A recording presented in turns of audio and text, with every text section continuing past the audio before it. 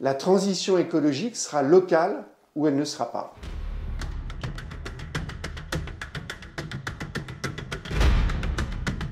Aujourd'hui, on ouvre la télé, n'importe quoi, un média, même LinkedIn, et on va être arrosé au moins 3, 4, 5 fois par jour de l'urgence d'agir pour le climat.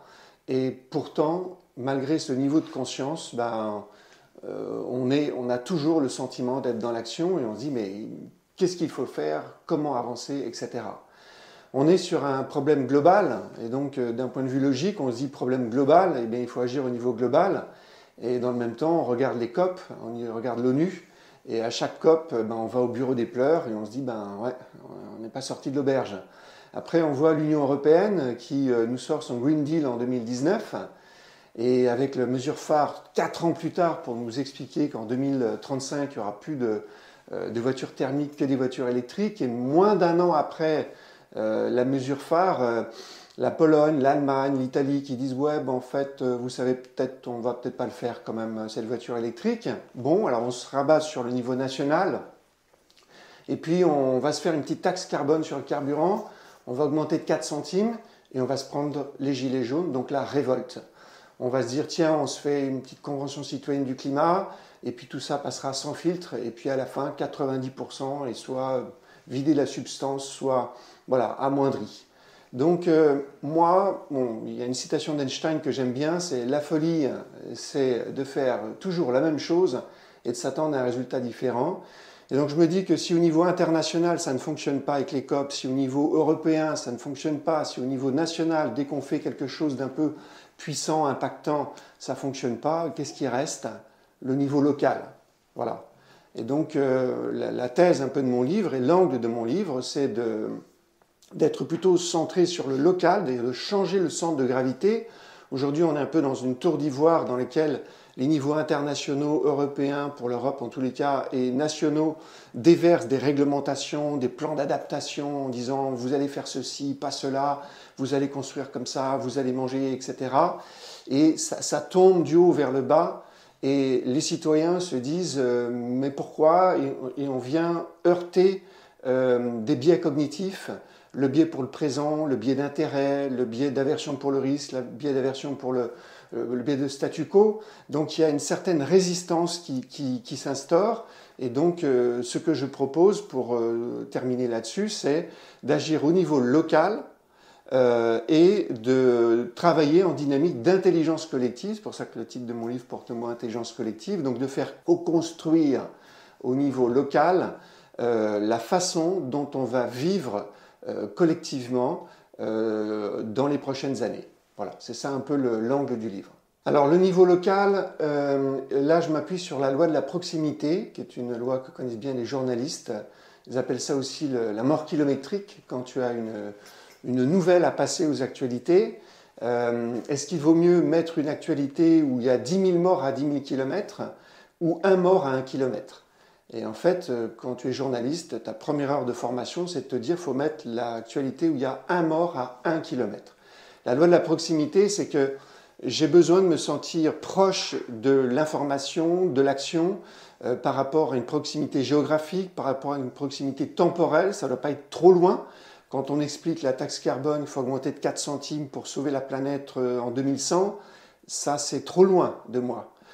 Si on me dit qu'il faut que je sauve la planète pour des gens qui habitent dans un autre pays que je ne connais pas, ou des gens qui ne sont pas encore nés, ça ne me va pas non plus. Par contre, si on me dit tu vas co-construire un futur désirable, tu vas co-construire des nouveaux modes de vie, des nouveaux modes de consommation, avec une proximité géographique, donc des gens avec qui tu vis, une proximité temporelle, tu vas commencer à avoir des bénéfices du travail que tu vas faire, proximité aussi qu'on appelle affective ou sociale, des gens qui te ressemblent, qui sont proches de toi, à qui tu peux t'identifier. Donc le local, c'est ça. Le local, ça peut être une ville, ça peut être une communauté de communes, ça peut être ce qu'on appelle un bassin de vie, ça peut être... D'ailleurs, on devrait plutôt parler d'un territoire. Voilà, c'est en quelque sorte, c'est une ville, que moi j'appelle une ville franche, qui a une certaine autonomie, et son écosystème. Là, on est vraiment sur de l'innovation, en fait. Hein, dans les projets aujourd'hui qu'on voit, même dans ce qu'on appelle le plan d'adaptation, pour moi, je distingue deux types de projets. Je distingue ce que j'appelle les projets de statu quo, on parle de réduction, comme la réduction de gaz à effet de serre, on parle de restauration, de préservation, il faut reboiser. Et ça, c'est bien, parce que ça ralentit la catastrophe climatique, mais pour moi, c'est pas ça vraiment l'objet. Je pense qu'il faut qu'on fasse notre deuil. Oui, ces projets de restauration, de limitation, de réduction sont importants, mais il faut maintenant faire notre deuil. On a un changement qui est pour toujours, et il faut aller sur des projets d'adaptation. Et adaptation, pour moi, c'est pas faire une digue, c'est pas reboiser, ça c'est pas de l'adaptation. Ça c'est du statu quo, c'est d'essayer de rester le plus proche possible de nos modes de vie actuels. Moi, quand je parle d'adaptation, je parle de résilience. C'est-à-dire de se dire, on va avoir des phénomènes climatiques, des trucs en termes d'eau, d'inondation, de feux de forêt, de pénurie alimentaire, etc. Et s'adapter, c'est réinventer, innover, dans sa façon de consommer, de se déplacer, de construire, etc. Voilà, c'est réinventer. Et donc on parle d'innovation. Voilà. Pour moi, un projet d'adaptation, c'est un projet dans lequel il faut innover, inventer. On pourrait parler de pragmatopie. Il faut être à la fois pragmatique et utopique.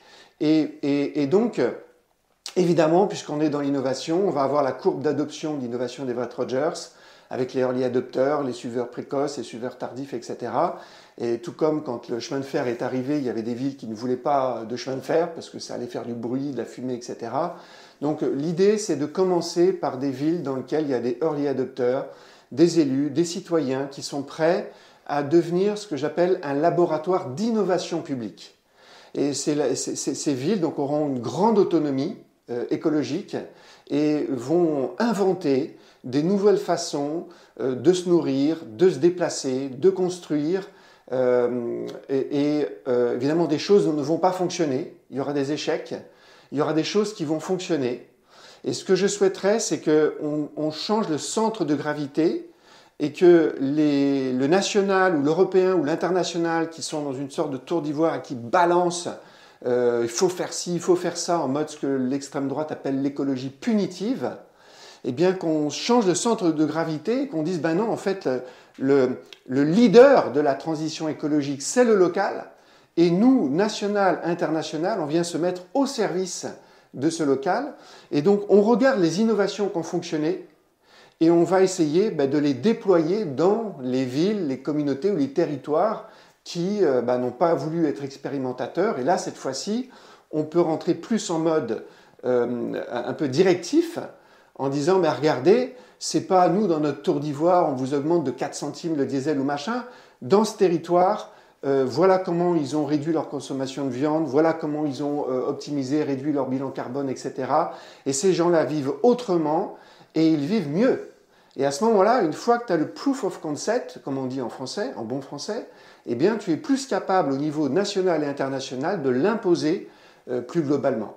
Donc moi, je dirais, je terminerai là-dessus, c'est que la transition écologique sera locale ou elle ne sera pas. Oui, il y a des exemples, il y a en particulier les Fab City, qui est un réseau de villes au niveau international qui prévoit pour 2054 d'être complètement autonomes dans leurs besoins avec des imprimantes 3D. Donc ce qu'ils souhaiteraient en 2054, c'est d'être capables de produire tout ce dont ils ont besoin pour vivre, avec des imprimantes 3D. C'est Barcelone qui a lancé l'initiative, et c'est exactement quelque part dans l'esprit de ce que je propose. Moi, j'appelle ça des villes franches, parce que je voudrais qu'on leur donne à peu près la même autonomie que celle qu'on donne à une province au Canada, à un Länder en Allemagne ou à un canton en Suisse, mais une autonomie thématique. Et aujourd'hui, ce qui se passe, c'est que ces Fab City, eh bien, elles sont quelque part, elles sont en train de faire ce que je propose, mais elles sont broyées, écrasées par des réglementations internationales, européennes, nationales, et donc elles sont bridées dans leur capacité à innovation. C'est comme si on te dit, tu peux innover, mais voilà toutes les barrières, tous les freins que tu as et qui te brident, quoi. Donc voilà, l'idée, ça serait... Donc il y a déjà des initiatives, évidemment, il y a plein de communes, par exemple dans le Clunisois, en France, il y a une communauté de communes, ils ont fait des choses, voilà. Donc il y a plein de petites choses qui se font au niveau local. L'idée que je propose n'est pas innovante en soi, mais je voudrais simplement libérer le potentiel de ces communautés, de ces territoires, pour pouvoir accélérer les choses. Alors, est-ce que je suis du côté des gens qui pensent que la technologie va nous sauver, ou est-ce que je pense qu'au contraire la technologie ne va pas nous sauver? En fait, j'en sais rien. Voilà. On a toujours des surprises, hein. Quand ChatGPT est arrivé, c'était un peu comme on passait de 0 à 100, et puis en plus maintenant on passe de 100 à 200. Donc j'en sais rien, mais j'ai pas envie de jouer au casino. Voilà. J'ai pas envie de jouer ma vie et celle de l'humanité sur le casino et de parier qu'on va trouver une technologie qui va nous sauver. Moi je dis tant mieux si ça arrive. Je le souhaite sincèrement, je ne suis pas un technophobe, mais je ne ferai pas le pari. Alors que tout le monde cherche les technologies, qu'on mette de l'argent là-dedans, oui, mais il nous faut absolument, ça peut pas être le plan A. Pour moi, c'est le plan B. Le plan A, c'est avec la loi de la proximité, sur des territoires à qui on donne une grande autonomie, comment on peut transformer quelques territoires en laboratoires d'innovation publique pour qu'ils co-construisent, qu'ils inventent, ce que j'appelais la pragmatopie, je n'ai pas inventé la chose au passage, quelque chose d'à la fois de pragmatique et d'utopique, dans lequel on est dans l'adaptation, et non pas, on vous donne une autonomie, puis vous allez vous construire une digue pour empêcher l'eau d'arriver, ou vous allez mettre des détecteurs incendie sur chaque arbre, comme ça, s'il y a un feu. Non, ça c'est ce que j'appelle les projets de statu quo, où on essaye de ralentir la catastrophe. C'est bien, il faut le faire. Mais il faut être plus ambitieux, faire son deuil, se dire que le changement est là pour toujours, et aussi avoir des vrais projets d'adaptation. Et pour moi, un projet d'adaptation, c'est la résilience. C'est-à-dire comment on est résilient, comment on vit au mieux le changement que le climat va nous imposer, quoi qu'il arrive. Alors, qui va prendre l'initiative de ça? Au démarrage, quand même, il faut une initiative politique. Évidemment, quand on est dans un État très centralisé, jacobin, comme en France, ce concept j'appelle de ville franche, donc une ville qui a une autonomie écologique équivalente à celle d'un Länder ou d'un canton, culturellement, voilà. Par contre, si on parle, et moi j'ai écrit ce livre au niveau mondial, donc si on propose cette idée au Québec, en Scandinavie, en Allemagne, où il y a déjà 3 villes qui sont des Länder, dont Berlin, à Bâle, qui est déjà un canton-ville, on risque d'avoir une plus grande réceptivité par rapport à ça. Barcelone a été l'initiateur des Fab City. Donc pour moi, il faut quand même qu'il y ait une impulsion au démarrage politique pour donner le cadre en fait d'autonomie. C'est un peu comme une direction d'innovation dans une entreprise. On dirait tu peux innover, mais tu n'as pas le droit de faire ça, ça, ça, ça, ça et ça. Ok. Voilà. Donc d'abord, il y a une petite impulsion politique qui est nécessaire. Et ensuite de ça, tout à l'heure, je disais que la transition écologique serait locale ou ne serait pas, mais la transition écologique sera démocratique ou elle ne le sera pas. Donc c'est pas le tout d'avoir des solutions, même de co-construire ces solutions avec la loi de proximité. Donc je co-construis avec mes voisins un futur désirable, c'est-à-dire en mode adaptation et pas juste en mode statu quo. Il faut absolument que ça soit démocratique. Et donc, à un moment donné, eh bien, il faudra passer par des référendums, par des référendums un peu à l'image de ce qu'on fait en Suisse, ou sur vraiment des choix, par exemple sur la consommation de la viande, sur les mobilités, sur les logements.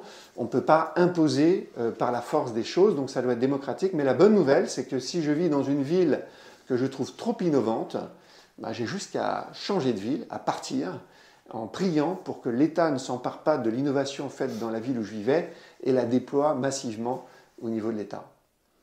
Alors c'est vrai qu'aujourd'hui il y a de l'impulsion politique, mais elle va dans le mauvais sens. En tous les cas, pour moi,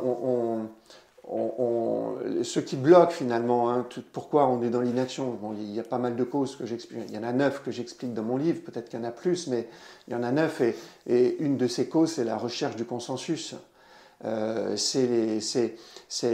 parlons pas des dictatures où ils se foutent complètement du climat, mais dans les démocraties, il y avait une citation de Jean-Claude Juncker qui disait les élus savent très bien ce qu'il faut faire pour lutter contre le réchauffement climatique ou pour traiter les enjeux climatiques, mais ils ne savent pas comment être réélus s'ils le font. Donc on a des élus aujourd'hui qui sont sur du court-termisme dans des problèmes qui sont à long terme, parce que les élections sont à court terme. Et par ailleurs, s'ils mettaient réellement en œuvre en se disant tiens, on va vraiment faire ça, les élections suivantes, on risque de se retrouver dans la configuration de Trump. Donc Trump arrive au pouvoir en 2017 et il écrase, et il sort des accords de Paris. Biden revient, il revient des accords de Paris. Trump revient, il ressort des accords de Paris. On parle quand même du pays qui pollue le plus dans le monde. Donc aujourd'hui, pour moi, c'est pour ça que toutes ces histoires d'accords de Paris, d'approche globale, etc., je pense que, ou de se dire, voilà, au niveau national, les élus vont finir par faire. Non, les élus ne vont pas faire parce qu'ils sont coincés par les élections, par la démagogie, par le fait que si on dit vraiment ce qu'il faut faire, on va activer des biais cognitifs, biais d'aversion pour la perte, biais de statu quo, biais d'intérêt. Biais d'intérêt, c'est l'égoïsme en fait. Voilà. Donc pour moi, c'est pour ça que je pense que c'est plus pragmatique et plus réaliste, même si je parlais de pragmatopie, de se dire, donnons une autonomie aux villes, laissons-les agir, co-construire, inventer c'est quoi notre ville, notre territoire en 2040 ou en 2050. On vit comment, on se déplace comment, qu'est-ce qu'on mange. Et ensuite, ça fait un proof of concept. Les gens vont vivre mieux, ils mangeront peut-être moins de viande, moins de choses, moins de pollution, moins de pesticides, moins de tout ça. Et après, l'État peut s'emparer de ça et devenir beaucoup plus légitime, ne pas apparaître comme de ce qu'on appelle l'écologie punitive, avec la technocratie qui décide ce qui est bon pour le peuple, alors que là on dit regardez, ce qui est bon pour le peuple a été conçu par le peuple, ça fonctionne, on a des témoignages, et ils vivent bien, ils ne sont pas déprimés, donc on va déployer ça au niveau global. Alors est-ce que nous avons des raisons d'espérer? Eh bien oui, sinon je n'aurais pas pris ce temps pour écrire ce livre. On a des raisons d'espérer. Ce qui nous freine aujourd'hui, c'est qu'on ne fait pas ou on fait peu et souvent on fait tout l'inverse de ce qui doit être fait. Dans les 50 dernières années, on a utilisé des processus décisionnels, sondage, réglementation, lobbying, pour prendre des décisions. Et tous les processus décisionnels qu'on a utilisés dans les 50 dernières années, c'est-à-dire depuis le rapport Meadows qui disait très exact, tout ce qui est écrit dans le rapport Meadows se réalise presque à la virgule. Donc depuis 50 ans, on sait ce qui va arriver aujourd'hui. Depuis 50 ans, on utilise des processus décisionnels, rapports d'experts, lobbying, sondage d'opinion, etc. Et on est dans la situation dans laquelle on est. Donc le message d'espoir, c'est que il ne suffit pas grand-chose, donner de l'autonomie écologique à des villes, co-construire, hybrider des solutions qui soient entre l'utopie et le pragmatique, faire voter par la population en mode référendaire les solutions qui émergent, et à ce moment-là, on peut refondre les processus décisionnels, changer complètement les processus décisionnels et non plus avoir des processus décisionnels au niveau de l'international ou du national, même si d'un point de vue logique, un problème global devait être traité à un niveau global, et bien là, on a vraiment des raisons d'espérer parce que ce n'est pas grand-chose à faire pour que dans les 50 prochaines années, on fasse tout l'inverse de ce qu'on a fait dans les 50 dernières années.